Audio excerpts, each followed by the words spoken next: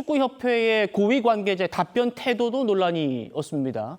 정몽규 회장의 당선을 위해서 불법 선거운동을 했다는 의혹을 받는 문진희 심판위원장이 그 주인공입니다. 문진희 위원장, 심판계 마피아 보스입니까? 설명할까요?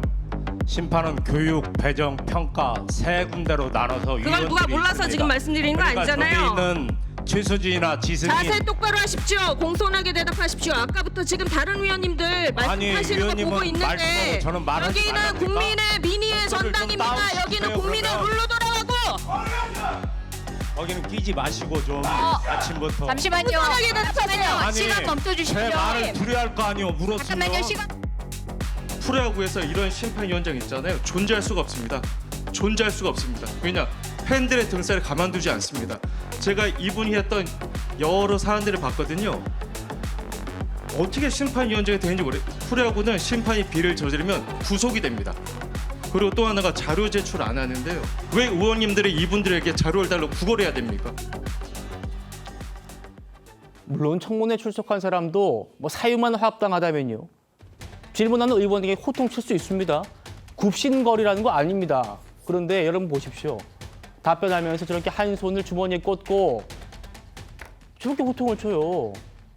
차 교수님, 예. 박동희 기자가 면전에서 일침을 날렸습니다. 야구였으면 저런 심판위원장 아웃이다. 예. 큰 공감 얻고 있습니다. 맞습니다. 뭐 저도 어제 저 장면 보면서 정말 혀를 찰 수밖에 없는 상황이었는데요.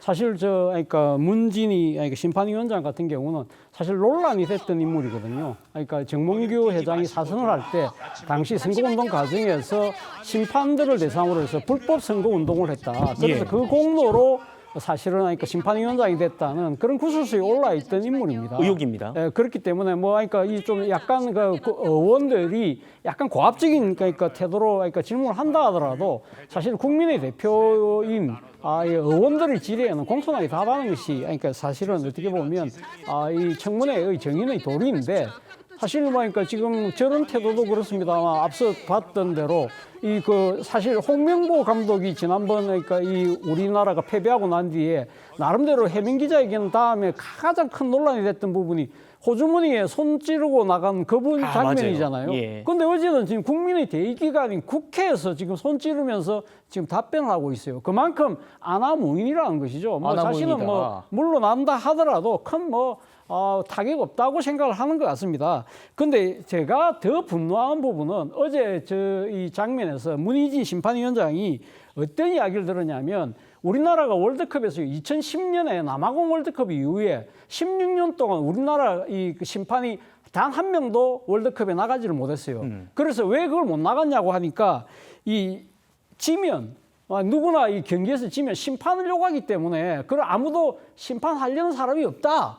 그런 식으로 변명을 했거든요. 그런데 왜 가면 어떤 축구팀이든 끝나고 나서 왜 그럼 심판하기 요구를 할까요? 그만큼 심판의 자질이 그만큼 바닥에 있다는 거죠. 예. 그만큼 축구협회가 심판의 자질을 높이기 위한 그런 여러 가지 체계적인 일들을 하지 않았고 그 잘못한 책임의 상당수를 심판위원장이 져야 되는 거잖아요. 자신의 잘못을 반성하기 전에 저렇게 당당할 수 있다는 부분이 지금 현재의 축구협회의 일탈한 장면을 대변하는 것이 아닐까라는 생각을 해봤습니다. 예.